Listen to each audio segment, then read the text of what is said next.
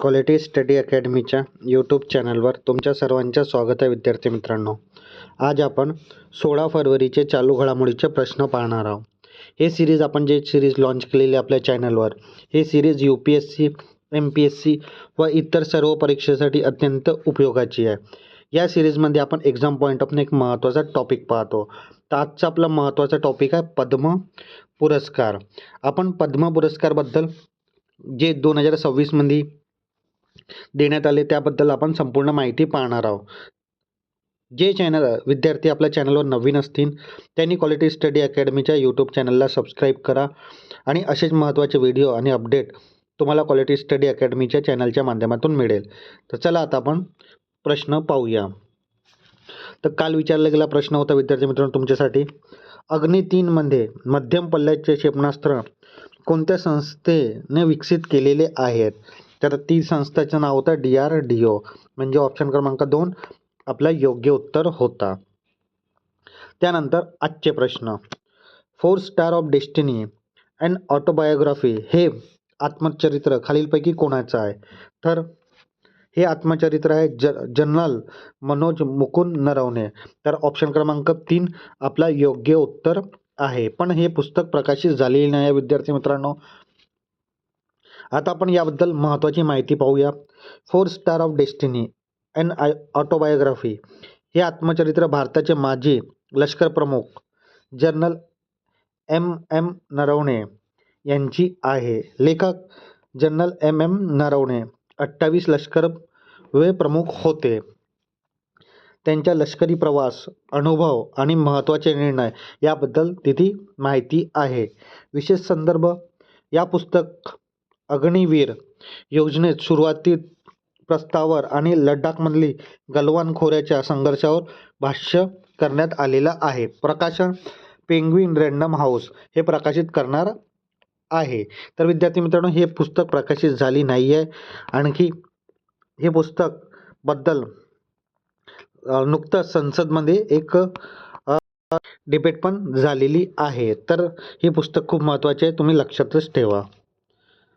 त्यानंतर पुढला प्रश्न, सहकारी क्षेत्रातील जगातली सर्वात मोठा धान्य साठवणूक योजनेसाठी मध्य प्रदेशला कोणत्या जिल्ह्याच्या पायलट जिल्हा म्हणून निवड करण्यात आलेली आहे? तर तो आहे बालाघाट जिल्हा. म्हणजे ऑप्शन क्रमांक 3 आपला योग्य उत्तर राहील.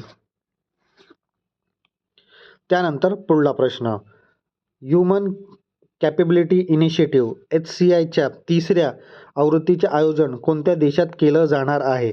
तर हे सौदी अरेबिया येथे केलं जाणार आहे. म्हणजे ऑप्शन क्रमांक 2 आपला योग्य उत्तर राहील. आता आपण याबद्दल महत्त्वाची माहिती पाहूया. ह्युमन कॅपेबिलिटी इनिशिएटिव्ह इंडेक्सबद्दल. देश सौदी अरेबिया. आवृत्ती किती आहे? 3री आवृत्ती. 3 ते 4 मे 2026 मध्ये होणार आहे. King Abdulaziz international conference centre येथे. Theme the human code. सन्माननीय देश कोणते आहेत? United Kingdom, country of honour हा सन्मानित देश आहे. ध्येय AI युगात मानवी कौशल्य आणि शिक्षणाचा विकास करणे.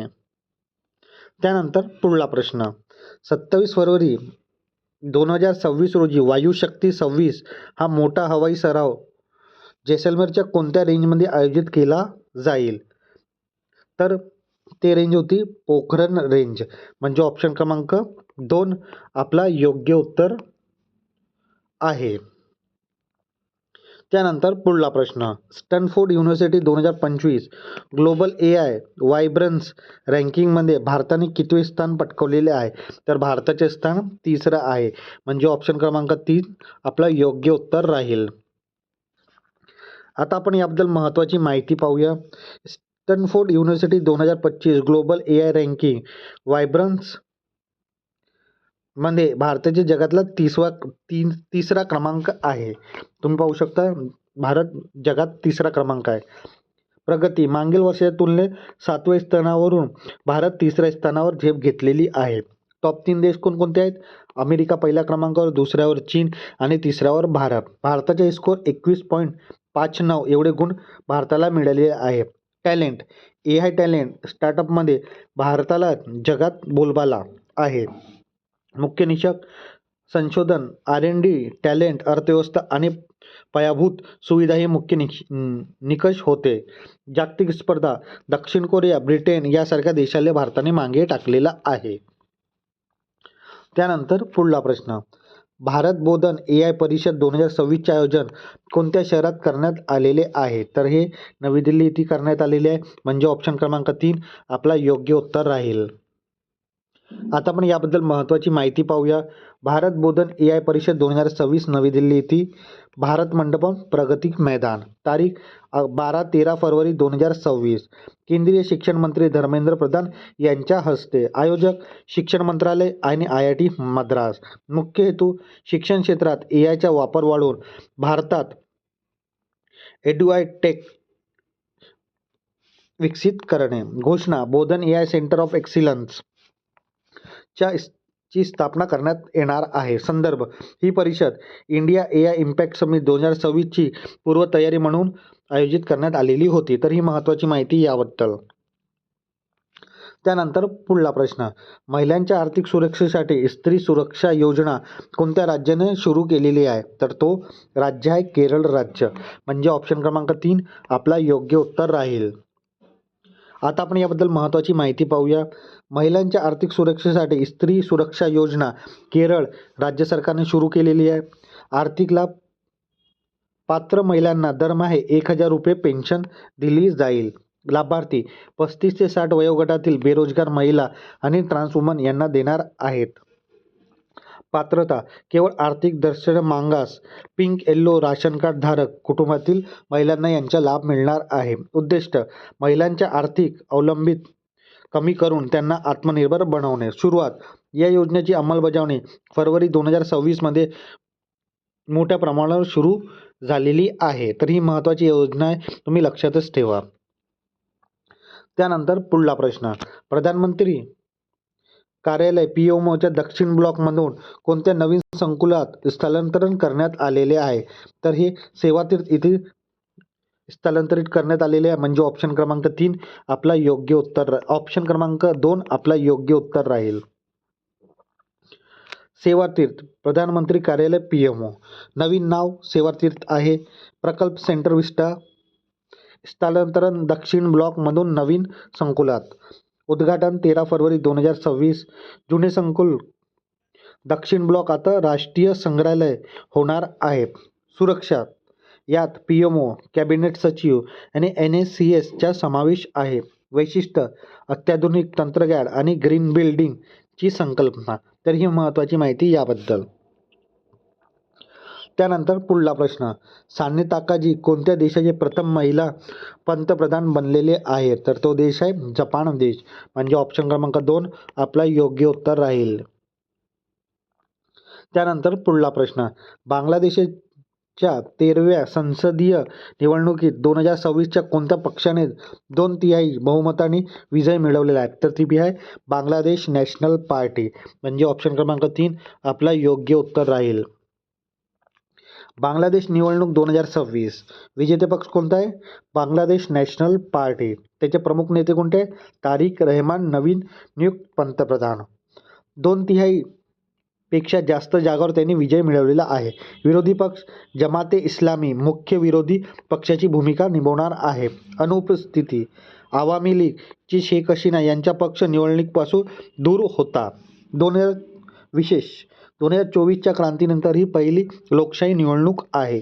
निकाल 300 पैकी 200+ जागावर बांगलादेश नॅशनल आघाडीने विजय मिळवलेला आहे. तर ही महत्त्वाची माहिती बांगलादेश निवडणूकबद्दल. आता विद्यार्थी मित्रांनो, आपण जी आपली सिरीज घेतो तिथे एक्झाम पॉईंट म्हणून एक महत्त्वाचा टॉपिक पाहतो.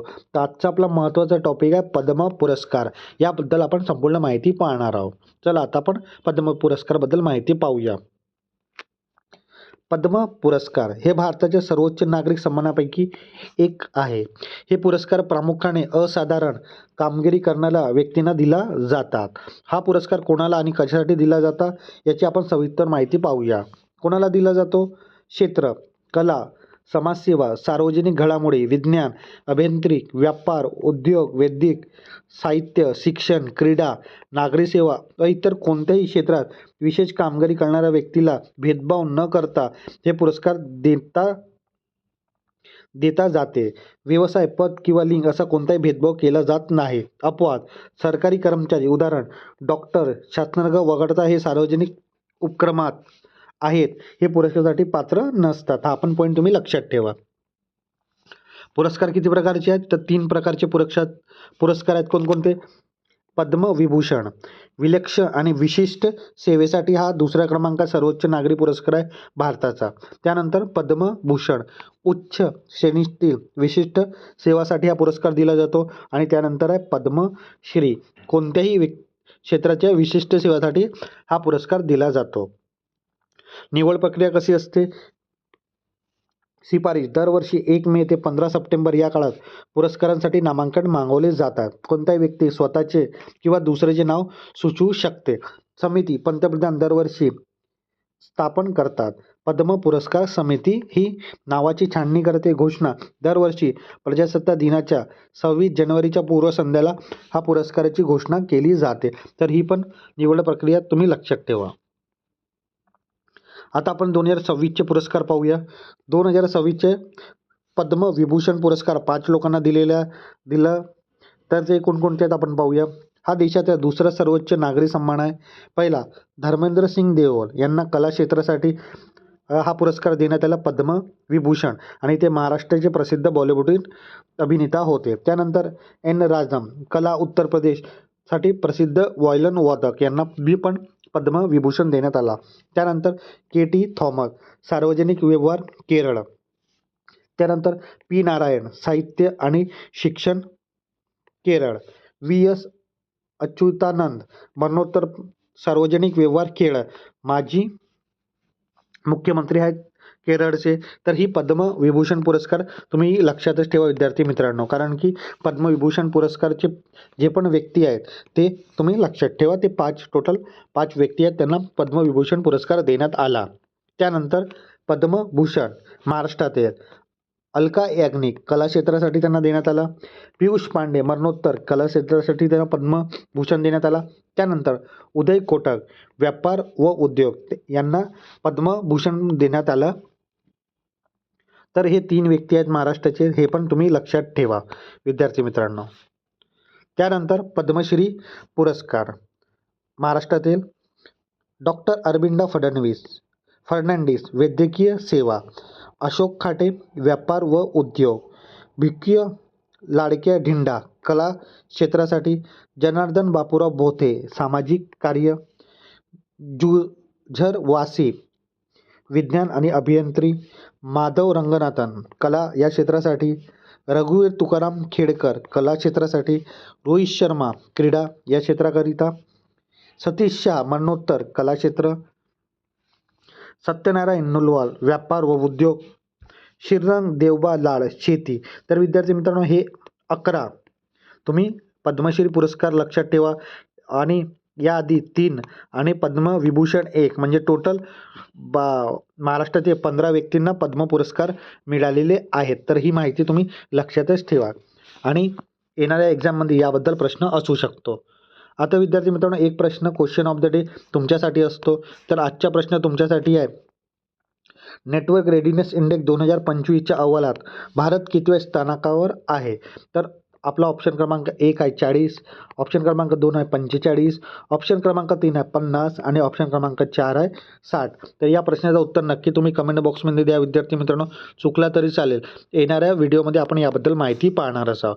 आता विद्यार्थी मित्रांनो, आपण आपल्या क्वालिटी स्टडी अकॅडमीच्या यूट्यूब चॅनलवर जे ही सिरीज लॉन्च केलेली आहे, हे सिरीज तुम्हाला कशी वाटते तुम्ही नक्की कमेंट बॉक्समध्ये सांगा. हे सिरीज तुम्हाला आवडत असेल नक्की लाईक करा, शेअर करा आणि आपल्या क्वालिटी स्टडी अकॅडमीच्या यूट्यूब चॅनलला सबस्क्राईब करायला विसरू नका. धन्यवाद.